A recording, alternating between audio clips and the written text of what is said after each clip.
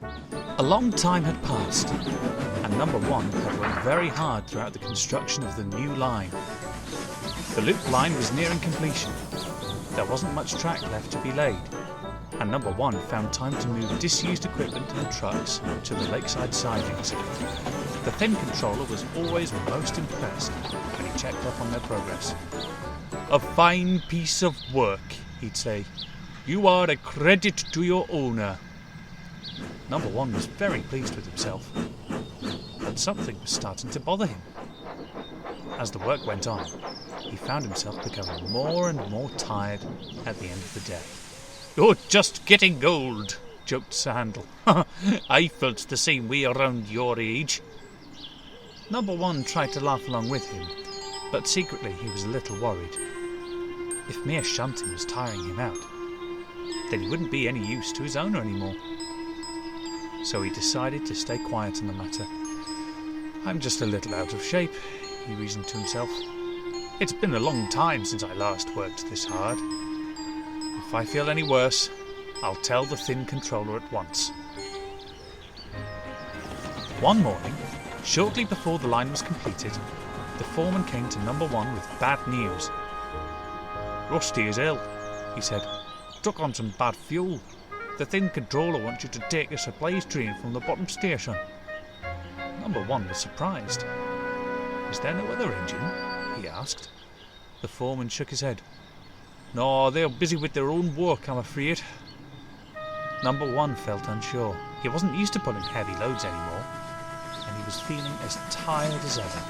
On the other hand, he couldn't abandon the train with the loop line so close to completion. "Very well, sir," he said at last. "I'll take Rusty's train for him." He set off for the bottom station, determined not to disappoint. Number one had a good run down the line, but he was beginning to feel short of breath by the time they arrived. He didn't have time to rest either, as the train still had to be arranged. The trucks giggled and chatted as number one shunted them together. "Ooh, we're getting a private engine today," they teased. "How fancy." "We hear he doesn't pull trains, he just shunts all day long." "Just shunts? That's rather lazy, isn't it?" "Be quiet!" snapped number one, and bumped them hard. But this only riled the trucks up further. "He hasn't dealt with many of us before," they whispered. "Let's give Lazybones a proper workout." The journey started well enough, though it took number one a while to reach a steady pace. The train was long and heavy, and the trucks were determined to give him a hard time. They rattled behind him as noisily as they could, and sang rude songs all the way down the line. "Number one's not number one at puffing to and fro, because number one is number one at being far too slow." Number one tried to keep the trucks in order, but their tricks didn't stop there. They began holding back and slipping their brakes on, accidentally on purpose. Number one grew increasingly hot and bothered. Must keep going, he panted. The driver was anxious too. "He's using a lot of water," he said to the fireman. "I hope he can hold out till we reach the next tower."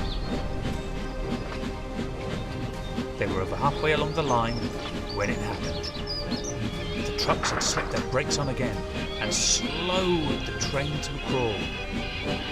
Number one puffed and pulled his hardest, but the trucks barely moved an inch. "Come on, Lazybones," they laughed. "Put your boiler into it." Number one strained and heaved.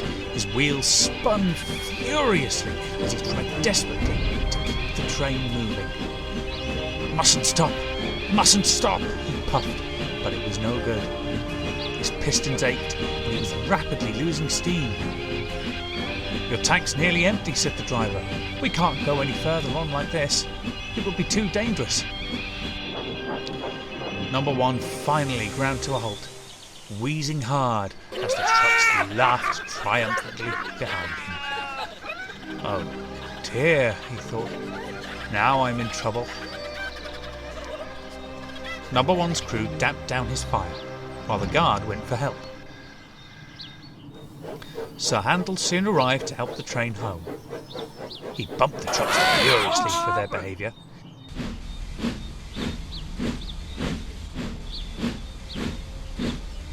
And they arrived at the construction site with no more fuss. The thin controller was already there waiting for them. He observed number 1, who was still out of breath and looking thoroughly miserable. "I'm sorry, sir," said the private engine. "The trucks got the better of me." "I'm sure you did your best, number 1, said the thin controller, "but you should have informed me about this problem of yours earlier. I'm afraid you cannot finish your work here in your current condition." He turned to Sir Handel. "Please escort number 1 to the lakeside siding. Sodor and I shall deal with him later."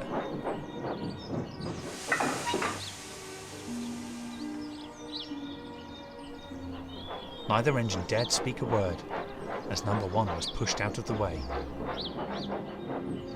Sir Handel helped him into the siding, tooted goodbye as cheerfully as he could, and went back to work, leaving number 1 alone to ponder his fate.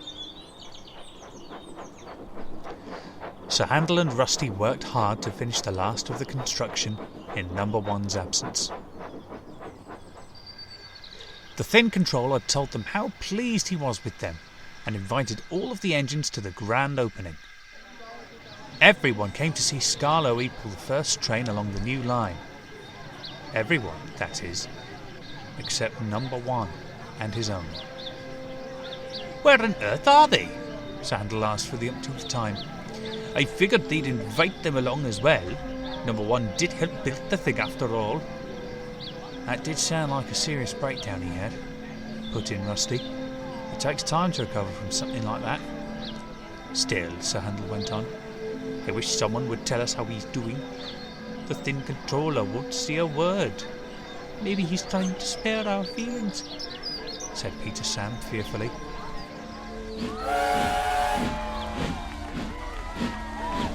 The engines glumly watched as Skarloey whistled into the distance.